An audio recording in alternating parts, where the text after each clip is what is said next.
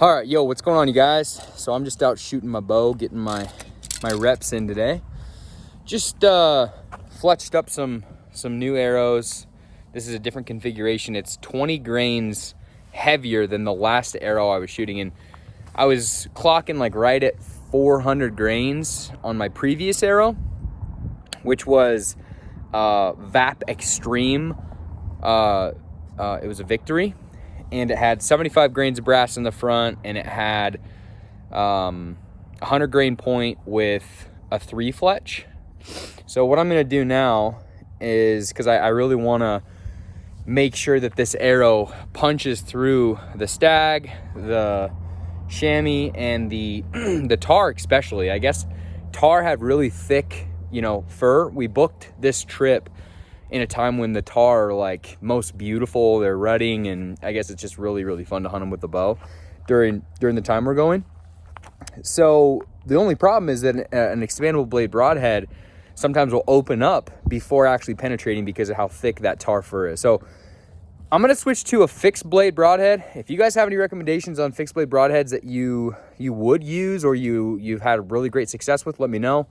I have like 3 dozen QAD 100 grain points, fixed blade broadheads that I bought last year, but I just didn't have great success tuning them. My arrows were not grouping very well. Could have been the fact that I was only running a 2.25 tack vanes, so that might not have been enough to really control it. This is a 2.75 inch tack vane, so I'm thinking that's going to help.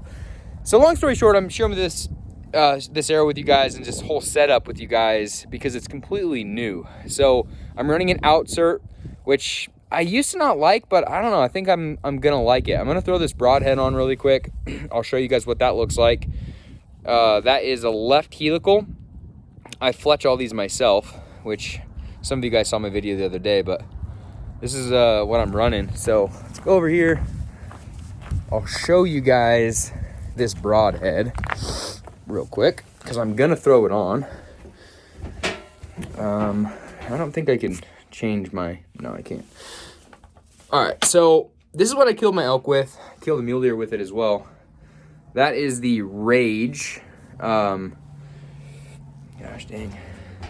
That is the Rage Tri-Pan. It's a 2-inch cutting diameter. I really like this. I mean, there's so much hate on Rage, but every animal that I've shot with this exact broadhead has died. I haven't had any issues with it. My friends have used it. My dad has used it. Like, I've never had an issue. I know John Dudley, shout out to my man who I watch all his videos on YouTube. I know you use this broadhead and you love this broadhead. You're part of the reason why I started shooting this broadhead. So really like this broadhead, but like I said, you guys, I am going to throw on a QAD. So that is 100 grain QAD. I have like 2 or 3 dozen of these. Did my research on them. I heard they're really good broadheads. I'm gonna try it. I'm actually gonna go shoot one right now with this new arrow. But just curious to know what your guys' thoughts are on broadhead choice. I know it's a really, really controversial subject. But I am genuinely curious. If any of you guys have killed a long-haired animal, particularly like a tar, then I would love your opinion on it.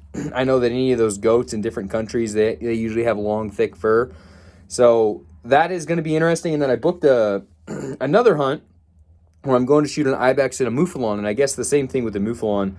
You want a fixed blade rather than a expandable. So let me know what you guys' thoughts are on this. I'm going to throw this broadhead on really quick and then show it to you guys. I fucking hate tightening broadheads without a tool, because you will cut yourself, no question about it. So that's what she looks like.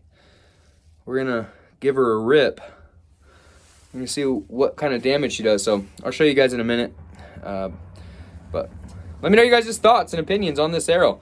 This is 420 grains. My bow right now is shooting 314 feet per second. I gotta clock it with this new arrow. It's probably gonna come down a little bit, but it's gonna be right there close. Probably 300 feet per second. I'm shooting a Bowtech SR350. First time shooting the bow. Really, really like it. I have a review on that. Definitely go check out that video on YouTube. But yeah, let me know your guys' thoughts on this broadhead. Let me know your guys' thoughts and opinions on a broadhead in general for, you know, heavy hair animals that coats. If there's a problem with expandables or not. And if you've ever had issues, you know, tuning out your broadheads, let me know. Just curious to spark up this conversation and, yeah, see what your guys' thoughts are. All right, guys. So this is a prime example of what I'm talking about regarding arrow tuning with the fixed blade broadhead. You know, I'm not an expert in this, and I've watched a lot of videos. I've really tried to dial in my broadheads, but I haven't had the best success. So I'm only shooting 35 yards right now, and this is my shot with a fixed blade QAD. My previous 5 arrows, right, with just a regular field point, I'm dialed, nailing this center hole. I took 3 shots with the same arrow, and every one of them was in this mark. So I'm just wondering why is that happening, you know, and how do you compensate? Because I know that a perfectly tuned bow, you can dial it in to where your broadhead and your field point should hit in the same spot. It should be all relative. And that's, you know, that's at 35 yards. So you can only imagine at, say, 50 yards, 70 yards, it's only going to get worse. So that's a 3 and 4 inch gap.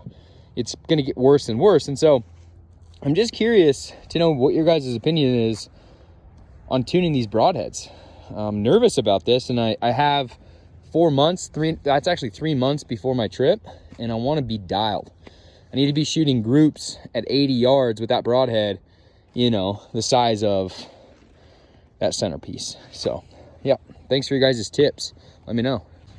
All right, so we're walking up on my group, same thing, shot again. So as you guys can see, this is, you know, that's a field point. So we've got consistency. I mean, we're super consistent with my field point, and that was at like 35 yards, and you've got your broadhead fixed blade way up here. Which is interesting because as I was holding here, right, spot on with my previous shots, this broadhead was hitting up here, you know, middle of the dot. My field points, that, you know, they were hitting in the middle. I dropped it just a titch, just to see what was going to happen, and spot on with my field points, hit exactly where I'm aiming, you know, bottom of the dot. And then this guy, it's the same exact high, you know, 4 inches and to the right.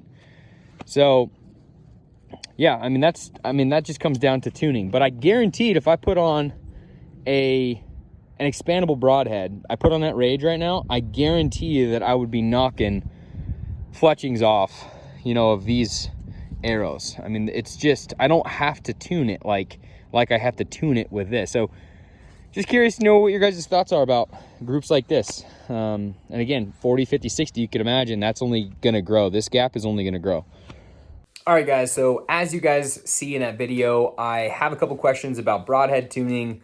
I'm going to run that setup this year, but if you guys have any perspective, go ahead and leave it in the comments. Shoot me a direct message if this is on Instagram that you're seeing this. If it's on YouTube, leave me a comment. I'd love to hear you guys' opinion and perspective.